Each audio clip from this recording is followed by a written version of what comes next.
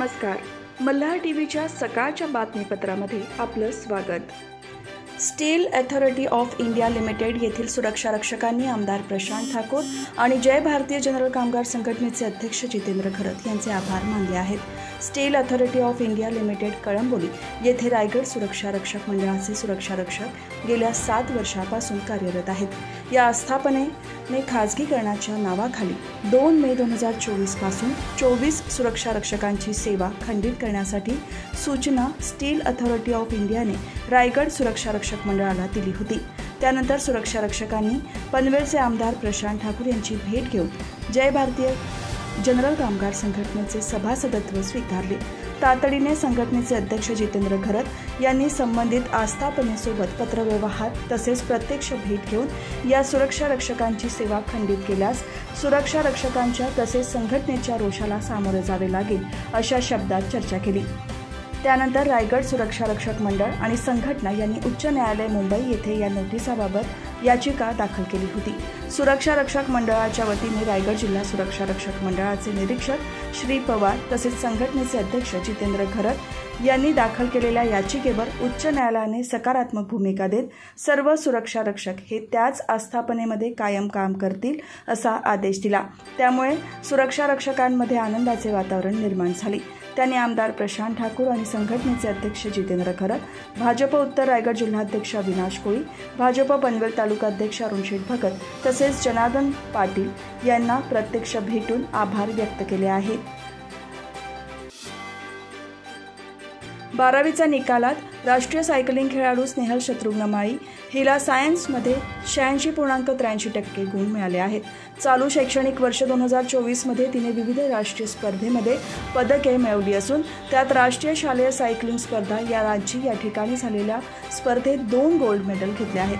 तसेच राष्ट्रीय road cycling अजिंक्य स्पर्धा विजापूर यात 1 कांस्य पदक, खेलो इंडिया सायकलिंग स्पर्धा चेन्नईमध्ये 1 सिल्वर 1 कांस्य पदक, राष्ट्रीय ट्रॅक अजिंक्यपद सायकलिंग स्पर्धेत 1 सिल्वर पदक मिळवले असून अनेक राज्यस्तरीय स्पर्धांमध्ये विजेतेपद प्राप्त केले आहेत.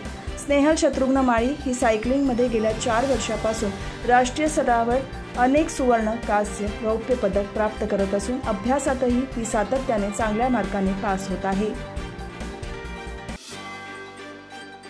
पावसाळा तोंडावर आला असून संभाव्य नैसर्गिक आपत्तीत आपले व्यवस्थापन मजबूत ठेवा आणि आपत्ती निवारण करण्यासाठी शर्तीचे प्रयत्न करू असे आवाहन खालापूर तहसीलदार अयूब तांबोळी यांनी केले आहे.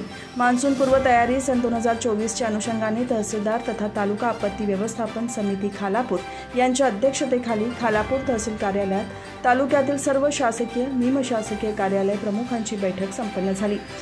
सन 2024 मान्सूनपूर्व तयारी अंतर्गत दरड प्रवण, पूर प्रवण, धरण क्षेत्र, तलाव, धबधबे या ठिकाणी करावयाच्या उपाययोजना याबाबत सविस्तर आढावा घेण्यात आला.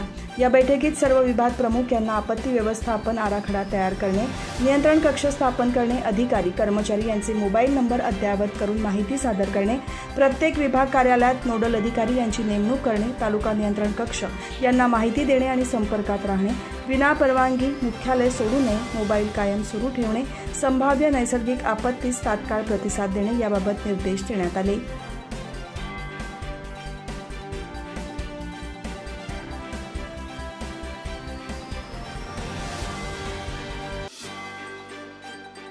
रायगडावरील 350व्या राज्याभिषेक सोहळ्यापूर्वी पायरी मार्गाने जाणाऱ्या एका पर्यटक शिवभक्ताचा दरड कोसळल्याने मृत्यू झाला होता.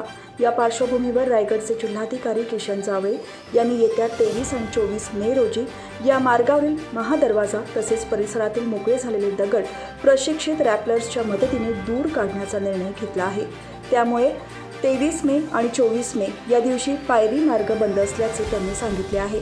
दरवर्षी 350व्या राज्याभिषेक सोहळ्यापूर्वी झालेल्या दुर्घटनेमध्ये एका व्यक्तीचा झालेला मृत्यू आणि त्यानंतर किल्ले रायगड पायरी मार्गावरील अनेक ठिकाणी उंच कड्यानजीक असलेल्या मोकळ्या दगडांमुळे भविष्यात अशा पद्धतीची दुर्घटना घडू नये या पार्श्वभूमीवर जिल्हाधिकारी किशन जावळे यांनी तातडीने झालेल्या बैठकीमध्ये हा निर्णय घेतला असून या निर्णयाला दुर्गवीर प्रतिष्ठान मुंबई यांनीही सहमती दर्शवली आहे. यामुळे किल्ले रायगडावरील पायरी मार्ग 23 आणि 24 मे या 2 दिवशी बंद राहणार असून संभाव्य दरड आपत्ती सौम्यकरण उपाययोजनेद्वारे या मार्गावरील मोकळे दगड प्रशिक्षित रॅपलर्सच्या मदतीने काढण्यात येणार असल्याचे या पत्राद्वारे सूचित करण्यात आले आहे। यामुळे पायरी मार्गावर परिसरातील नागरिक, शिवभक्त, पर्यटक तसेच कोणीही 2 दिवस प्रवास करू नये असे आवाहन जिल्हाधिकारी किशन जावळे यांनी प्रसिद्धी पत्रकाद्वारे केले आहे।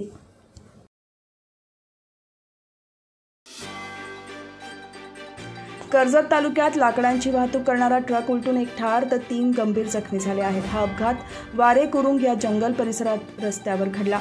मोठमोठ्याल्या झाडांची लाकडे भरून भिवंडी दिशेला निघालेला ट्रक रस्त्याच्या वळणाच्या उतारावर आला असता ट्रकमधील लाकडे ड्रायव्हर कॅबिनवर आदळून विचित्र अपघात घडला। यामध्ये नसीम हाजी अन्सारी ही व्यक्ती मृत झाली आहे। भिवंडी पडघा येथून 3 ते 4 ट्रक कर्जत तालुक्यातील वारे कुरुंग या परिसरात आले होते। रात्री 10:30 वाजण्याच्या सुमारास हेच ट्रक तोडलेल्या झाडांच्या लाकडांची भरणी करून भिवंडी पडघा दिशेने निघाले होते। दरम्यान एका ट्रकमध्ये क्षमतेपेक्षा जास्त प्रमाणात लाकडे भरलेली असल्याने हा ट्रक कुरुंग ताडवाडी या रस्त्याच्या वळणावर असताना ट्रकमधील लाकडे ड्रायव्हर कॅबिनवर आदळली। यामध्ये ट्रक चालकाचे वाहनावरील नियंत्रण सुटले आणि ट्रक रस्त्याच्या कडेला खोल खड्ड्यात उलटला। या अपघातात ट्रकचा ड्रायव्हर कडील केबिन भाग अक्षरशः तुटून नसीम हाजी अन्सारी या क्लीनरचा मृत्यू झाला तर चालकासह 2 जण जखमी झाले आहेत।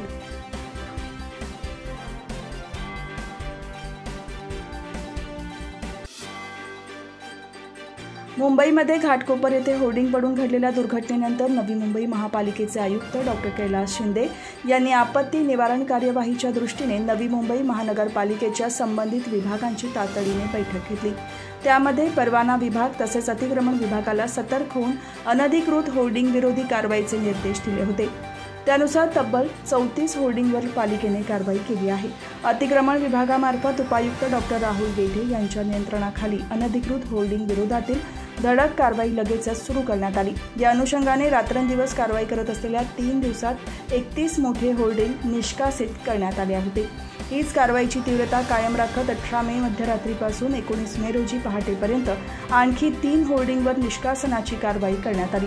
यामध्ये नेरूळ विभागात सायन पनवेल रोड शेजारी असलेल्या लक्ष्मीवाडी येथील 2 मोठे अनधिकृत होर्डिंग निष्कासित करण्यात आले। अशा प्रकारे तेथील 4ही होर्डिंगचे निष्कासन करण्यात आले। याशिवाय कोपरखैरणे विभागात ठाणे बेलापूर रोड येथे यू ब्रिज लागत असलेले एक अनधिकृत होर्डिंग काढण्यात आले आहे। अशा प्रकारे आणखी 3 मोठ्या अनधिकृत होर्डिंगचे निष्कासन करून 34 मोठ्या अनधिकृत होर्डिंगचे निष्कासन करण्यात आले आहे।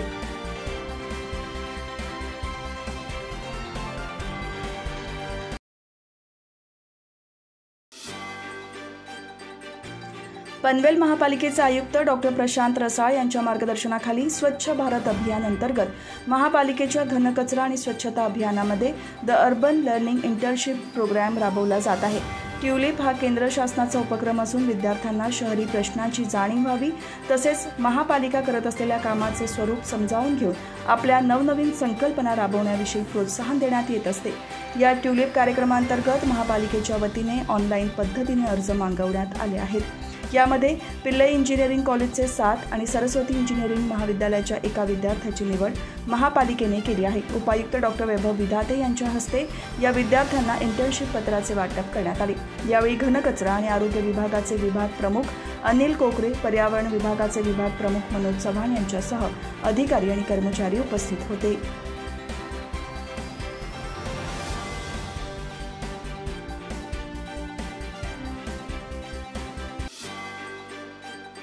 आगरदंडा ते दिघी हे 4.5 किलोमीटरच्या अंतरामध्ये लवकरच एका मोठ्या पुलाची निर्मिती होणार असून रत्नागिरी आणि रायगड जिल्हा या पुलामुळे जोडला जाणार आहे। सध्या श्रीवर्धन तालुक्यातील दिघी येथून आगरदंडापर्यंत जंगल जेट्टीची सुविधा उपलब्ध आहे। याद्वारे लोकांची ने-आण केली जाते, परंतु 2 जिल्हे आता कोस्टल हायवेमुळे जोडले जाणार आहेत। आगरदंडा ते दिघी खाडी पुलासाठी अशोका बिल्डकॉन, T&T इन्फ्रा तसेच विजय एम मिस्त्री कन्स्ट्रक्शन या 3 कंपन्यांकडून निविदा सादर झाल्या आहेत। तर आता लवकरच आर्थिक निविदा खुल्या करत निविदा अंतिम केल्या जाणार असल्याचेही अधिकारी वर्गाने सांगितले आहे।